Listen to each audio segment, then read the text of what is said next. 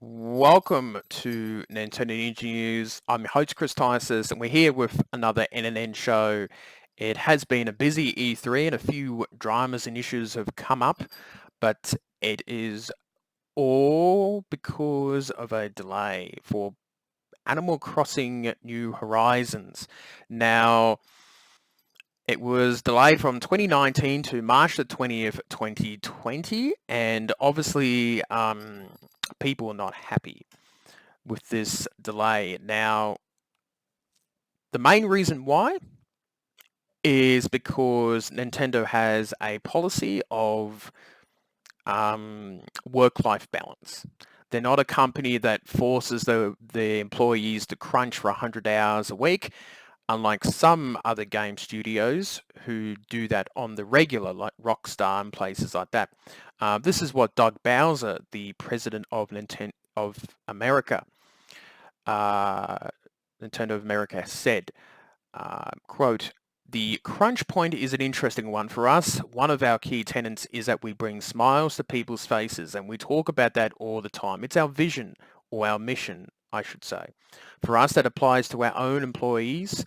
We need to make sure that our employees have a good work-life balance. One of those examples is we will not bring a game to market before it's ready. We just talked about one example in Animal Crossing's delay. It's really important that we have that balance in our world. It's actually something we're proud of.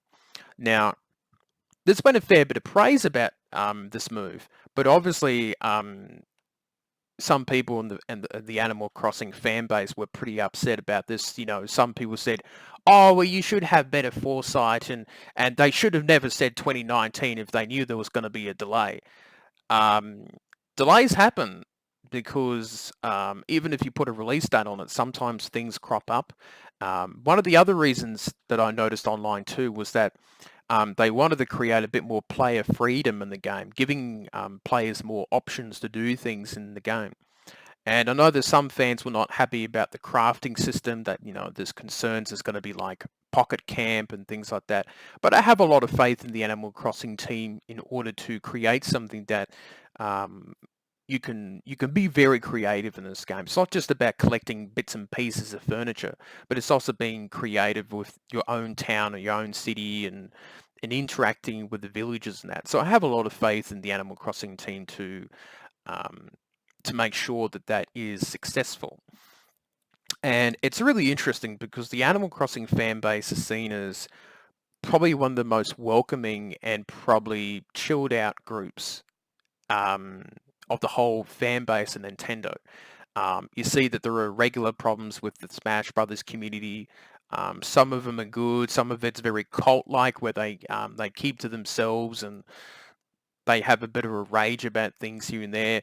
You see the Pokemon fan base, which is currently up in arms about the national Pokedex, and you see the Animal Crossing fan base is as like a really like gold standard of how a group of fans should behave. And I would say that's similar to the Monster Hunter fan base too, in the Nintendo camp, in terms of they're all about cooperation, helping each other out, and all that sort of stuff.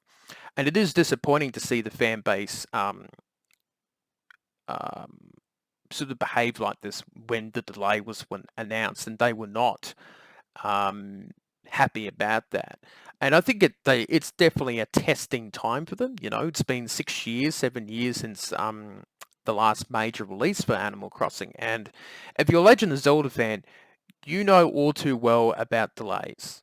Um, they've waited for new Zelda games for a very long time. Breath of the Wild was delayed probably by 2 years or so, and that was understandable because they needed more time to work on the game. They're working on HD a bit more. Um, they were working on a Switch version as well as a Wii U. But getting back to Animal Crossing, I think the work-life balance is a good policy. I think what Nintendo are doing is smart. Um, and I think Animal Crossing will be fine. I think the wait will definitely be worth it. And of course, you might have seen the other piece of news about Nintendo losing $1 billion worth of value off the stock market because of the investors. Unfortunately, the investors really don't care about game devs. They don't really care about much about the company itself. They're there to look for short-term gains. And if there's no short-term gains, they'll pull the money out. Essentially, most of these investors are not gaming fans. They don't give a shit about work conditions, and they're just there to make money. They don't care about, I don't care if you slave these workers for 120 hours a week. As long as I get a good return, that's fine with me. So bugger the investors, and it's good to see Nintendo are doing a great working environment. And the thing is, no one wants to work 100 hours. No one wants to be pushed and worked so hard that you quit your job or the quality of the work ends up failing or becoming worse because of it. And I think that's something that the Animal Crossing fan base needs to understand with that as well. But I think overall, I think the game will be great. I've seen some of the gameplay footage. It's definitely coming along, and it's definitely looking really interesting. And I'm looking forward to it. And I'm sure, I bet you if Isabel was the one who announced the delay and explained to people why it was delayed, I don't think there would be such an angry reception to it. I think people will be a lot more understanding if it was explained by a dog instead by employers of Nintendo. Because even Isabel wouldn't want to be worked so hard because she understands, because for her it's a 24-hour job being the mayor's assistant, isn't it? Yes, I haven't seen my town for a few years, but she will be back in New Horizons apparently if you work hard enough to make your town or city look good and presentable. So don't worry, she'll be back. She'll definitely be back. She's definitely the most popular character out of them all. But at the moment, she's in Smash Brothers. So you want to see her. She does a great job. She's really pretty good at it. So that's all I've got to say about the issue. I hope that people enjoy the new game, but it's not the end of the world about the delay. And the delay, I thought that Animal Crossing would come out probably December. And this is more like a 3-month delay. So I don't think it's a huge delay. And it will be a great cap off for the end of Nintendo's financial year too, just before March the 31st on that. So I think things will work out. It's not the end of the world. So that is it for me, and I shall see you next time.